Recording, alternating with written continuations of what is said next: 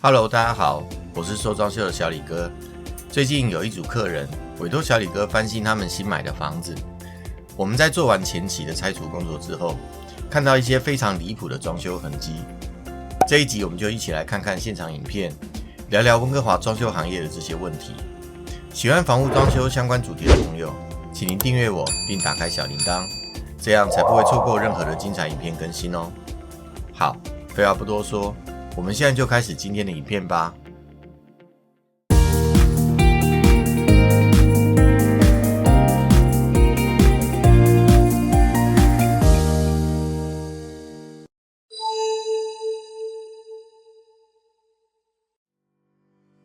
我们今天帮客人要去修复这个顶，那客人觉得很奇怪，那这个顶啊，为什么它这边会就是它会凸起来，然后摸起来就是很松软？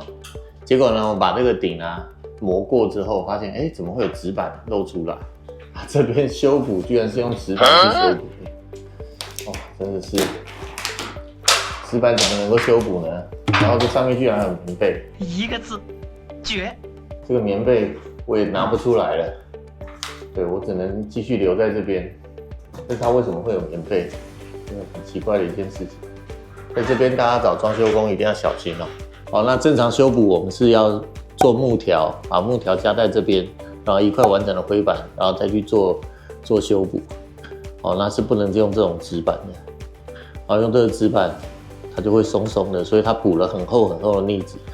所以呢，这个本来它是有一块这样子凸起来，过去，那我们也很纳闷为什么会这样，结果他们是用了不正确的方法去做施工。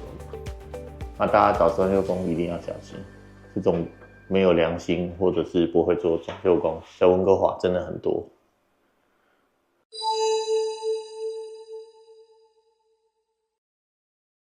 现在我们来看一下怎么样正确的来修补墙上或天花板上的洞。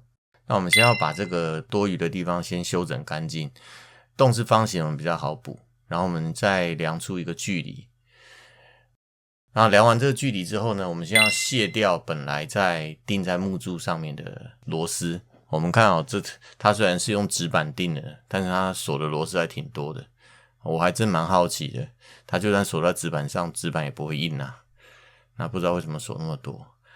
好，那我们就把我们按照尺寸切好的木材固定上去。这边呢，我们是在工地啦，我们比较有条件，所以我们用钉枪。那大家可以用灰板螺丝，只要有一把电动起子，灰板螺丝就可以固定了。做完了之后呢，我们再把距离量好，然后去切割出一块合适大小的灰板。那这边呢，灰板不用切得太密合哦，其实中间如果有距离那个距离大概在1/4英寸到1/2英寸的空隙都是可以的。其实如果你切得很紧反而到最后补出来网带打出来补出来的灰板墙不会太平，有一点空隙反而会补得比较平。接下来呢，我们就要打上这个纤维网带。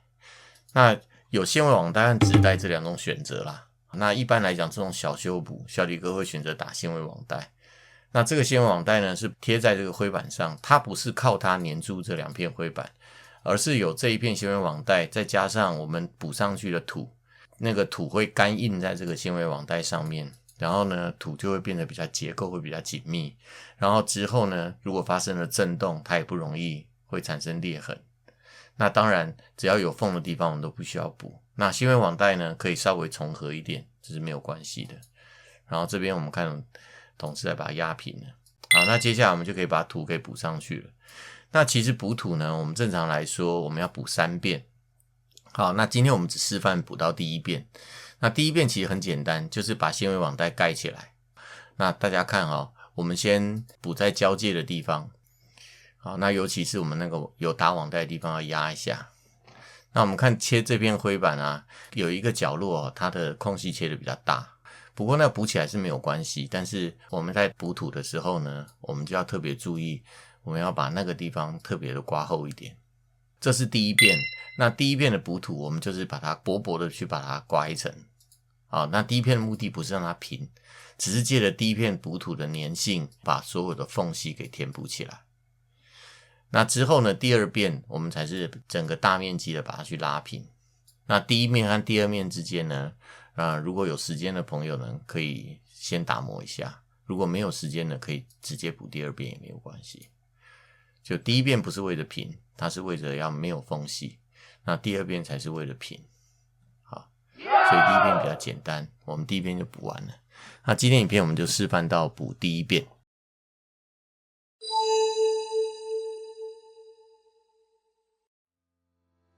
这一次客户委托的房子，其实呢是在1997年完工的新屋。1997年的新屋？是的，在大温地区30年的房子真的不算老。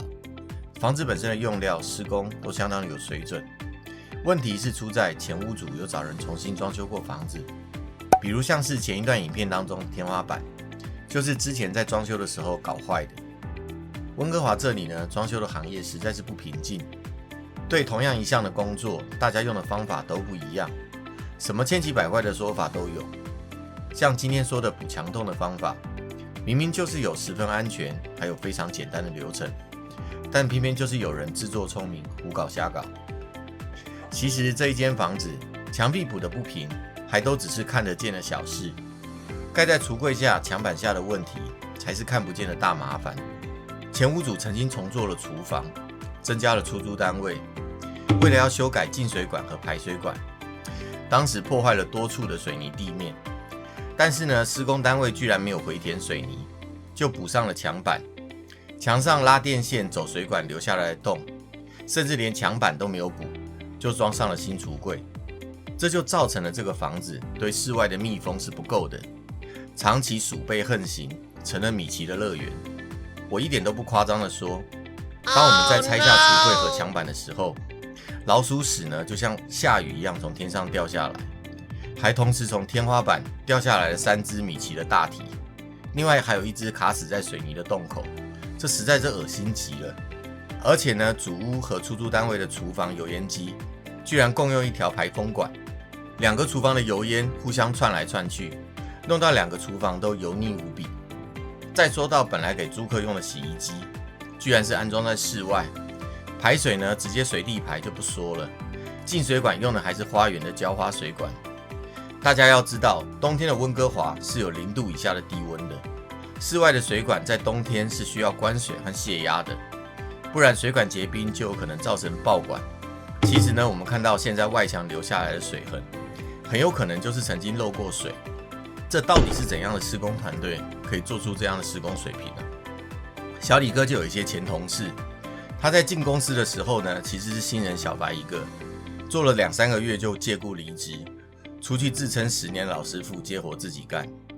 温哥华是移民城市，总会有骗不完的老乡，割不完的韭菜。再不然呢，只要把价格打低一点，也就会有人上当。所以呢，大家找师傅一定要小心。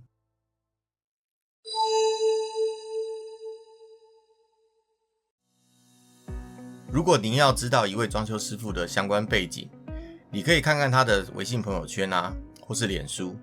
正常来说，一个有经验的师傅一定会利用社群媒体来记录自己的装修作品。这种多年累积的网络记忆是比较不容易伪造的。那为什么要看微信看 Line 或是 Facebook 呢？因为这几个平台的历史比较久，比较可以看出多年的记录。再来呢，你可以透过和师傅的互动来了解师傅的专业能力和个性。什么是花言巧语、夸夸其谈？什么是有理有据、专业分析？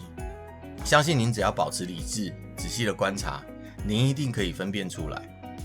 最后就是一定要签合约，哪怕只是一个小工程、小维修，也要有一份双方认可的报价单。合约呢，永远是最后的保障。如果一个装修工程，您都已经决定要付定金开工了，施工方却迟迟的不和您签约，这时候建议您还是要三思而行，避免上当受骗。以上这3点提供给大家参考。